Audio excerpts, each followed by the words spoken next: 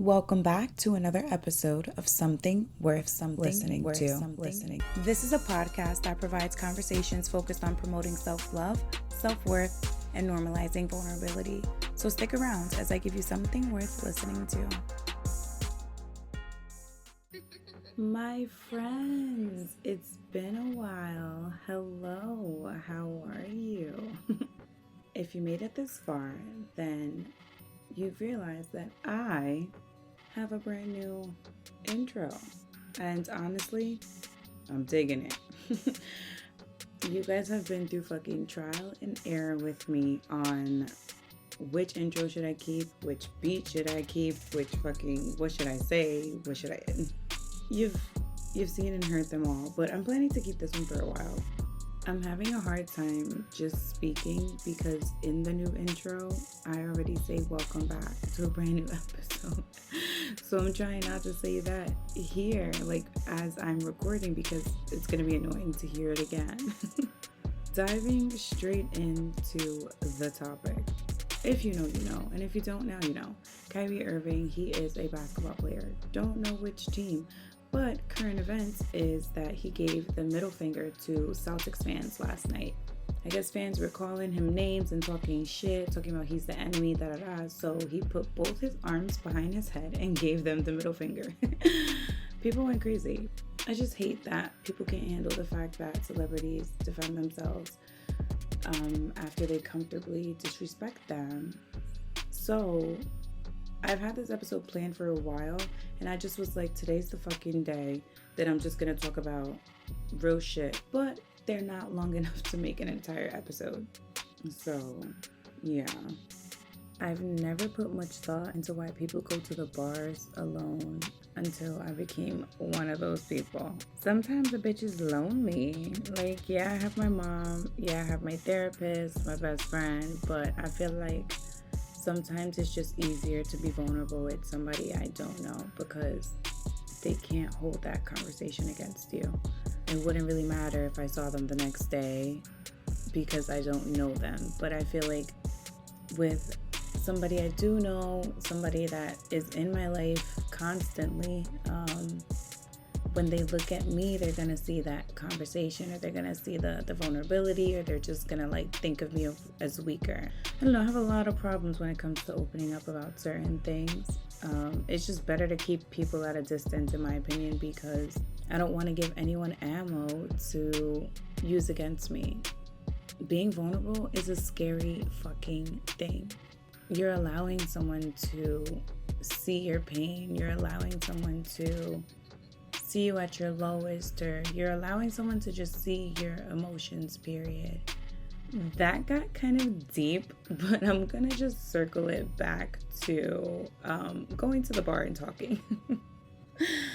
Sometimes people are lonely, sometimes they just want to chill, and quite frankly, sometimes they just want to chill without worrying about what someone else wants to eat, what someone else wants to drink, care about someone else's conversation. You just want to be by yourself sometimes. Now, can we talk about just being too black for white people and being too white for black people, but then also not fitting in with the Hispanics? This one is a big one for me.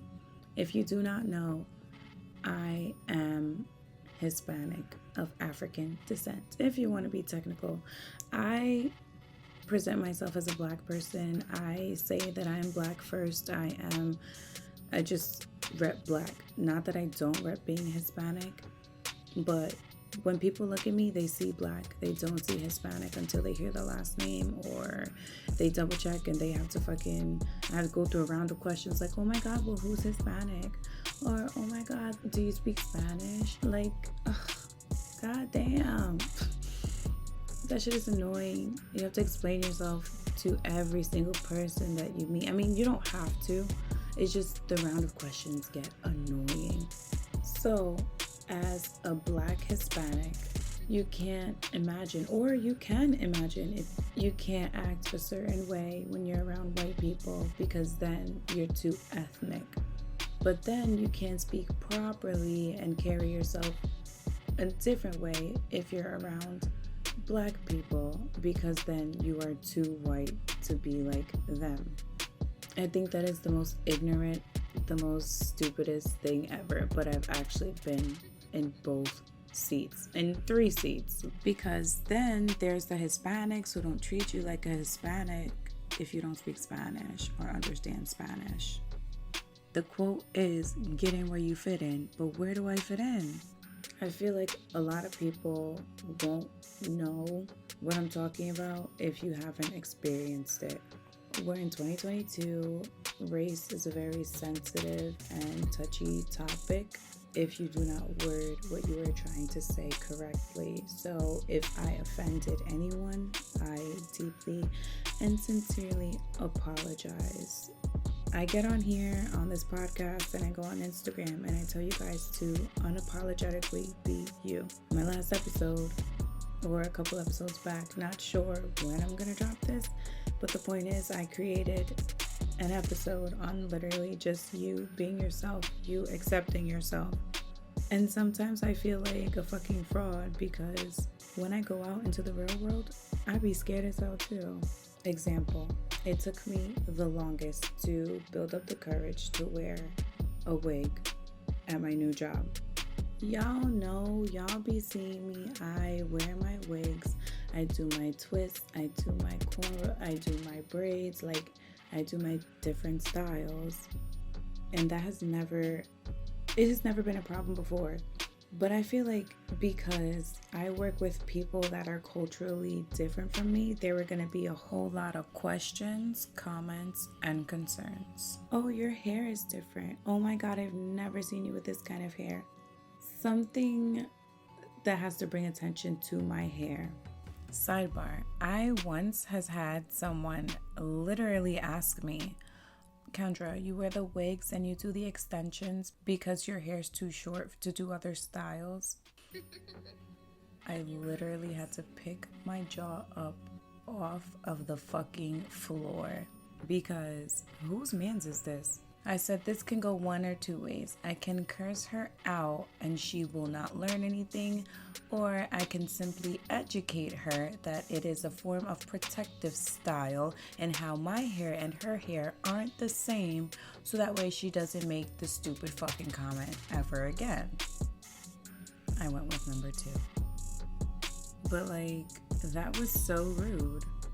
And it's frustrating because if I was at any place where there was hood people, there wouldn't be no questions, there wouldn't be no comments. Does that make sense? I'm really hoping I'm making sense, especially to those who don't understand where I'm coming from, so that way you can understand where I'm coming from. I've received an apology over the weekend and I just couldn't help but to educate you hoes on what an actual apology is, okay? An apology is I'm sorry for, not I'm sorry if I. A lot of you hoes think that I'm sorry if I is valid. That's not a valid thing to say to someone, because if you didn't do it, they wouldn't be offended. I'm sorry, come on, guys. I'm sorry, Another thing too, when you guys apologize, do not be, I'm sorry that I did this and that, but it was because. You do not need to explain your reasoning in an apology. Do not be wrong and strong. I cannot stand a bitch who is wrong and strong. Take that shit on the chin and move the fuck on. Can we get into how much pressure it actually is to be a woman? It's like you gotta keep your hair done, you gotta keep your nails done, you gotta keep your body right. You gotta carry yourself as a lady, but then they want you to act like a hoe. It's too much. I genuinely think it's too much. First off, let's be real about this. Gel or acrylic only lasts 2 to 3 weeks, and now the prices are through the fucking roof. Are you crazy? So you're getting gel on your hands, gel on your toes.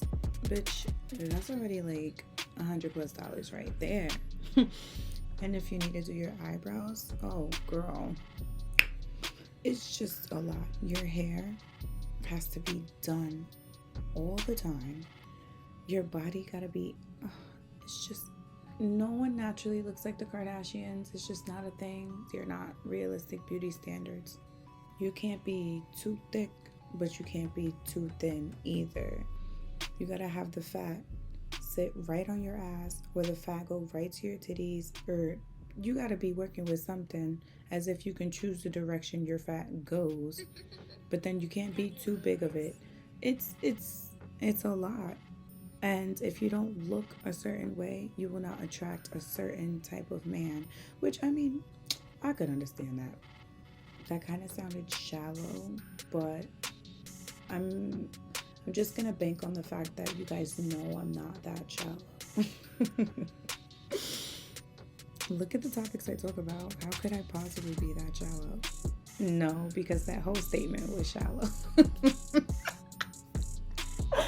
I'm gonna leave this in the episode. Wow, that was crazy just now.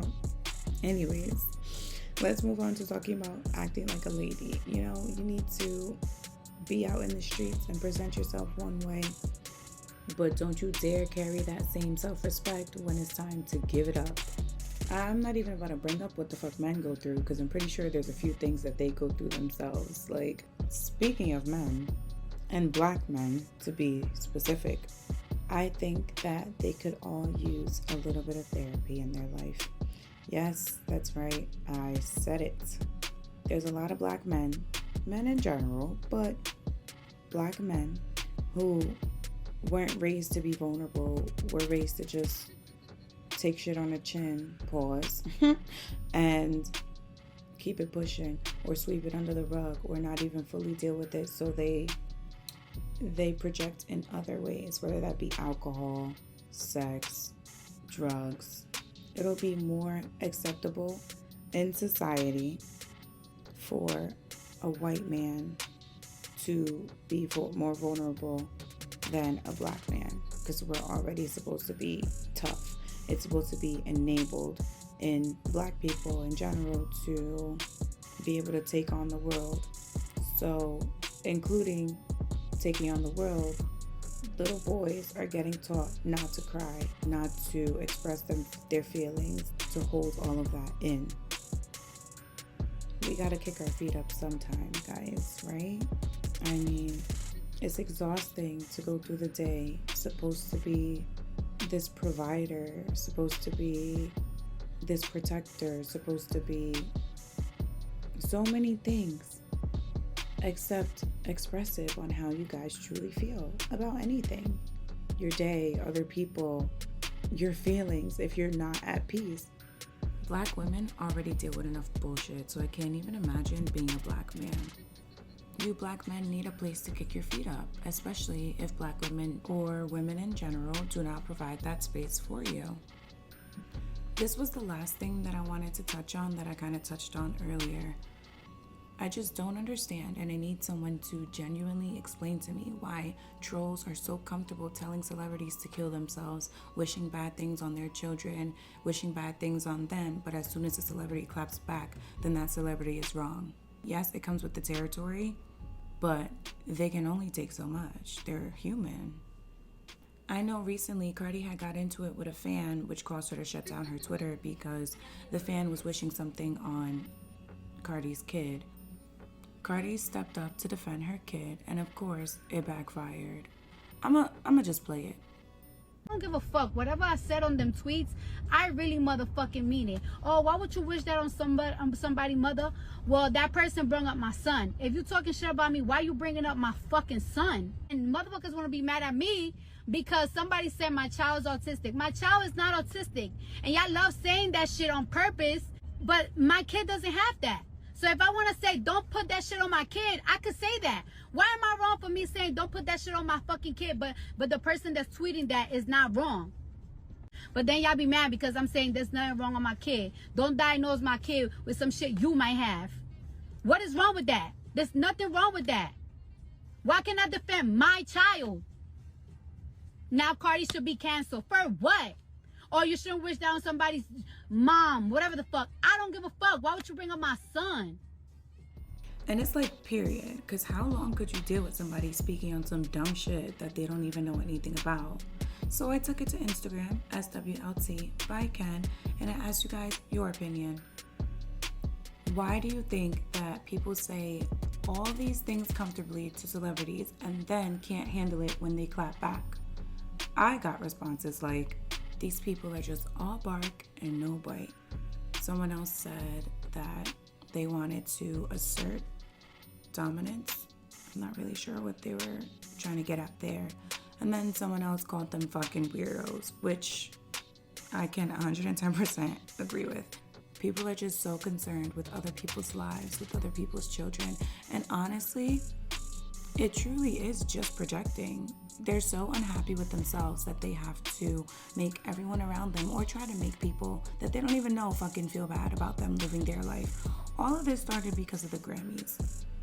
How did it go left? I don't know. Sometimes I'd be weak when they snap because, like, be quiet to the trolls. Who the fuck asked you? Anyways, I think that was all that I wanted to get into today. It is now time for something worth taking home. Early in this episode, I mentioned that I have a hard time being vulnerable. Now, I sounded like I was shitting on it, but that's just because I'm like fucked up. In all honesty, I believe that being vulnerable is an absolutely beautiful thing. I think that it is admirable. I think that that's a quality that I am. Okay, to show vulnerability is a quality that I am envious of, but not envious in the bad way, but envious like, oh my God, that's so inspiring. I wish I could do that. And not be vulnerable specifically because, like, I'm a human, I'm emotional, but being able to show the vulnerability, being able to show the emotion, express the emotion without giving a fuck who's around, with your pride going out the window, and with you just truly expressing how you feel. I have trouble with that. I have struggles. So when I see somebody who is so open to feeling their feelings, I want to keep them around me and just study how the fuck do they do that. For the most part, I feel like most of us have to be tough and provide this tough exterior to make it day to day because we don't want anyone else to see who we really are. And who we really are, meaning the pain that we hide behind, the pain that we keep inside, the emotions that we sweep under the rug, the problems that we do not deal with. I'm rambling, but on this episode of Something Worth Taking Home, just remember that if you are vulnerable and very expressive with that, feel no shame about it. It's beautiful. If you are someone like myself who struggles with expressing that vulnerability, we will be okay. All right, guys, that was this week's episode of Something Worth Listening to. Don't forget to comment. Don't forget to subscribe. And my YouTube too, SWLT by Ken. And also my Instagram, SWLT by Ken. Oh, and TikTok. I made a TikTok, guys. Please hold while I get the information. Slay like K. K just being the letter. Slay like K. K just being the letter. I have only one TikTok and it's not that great, but I tried and it's on there. So respect my shit, please. Bye, guys.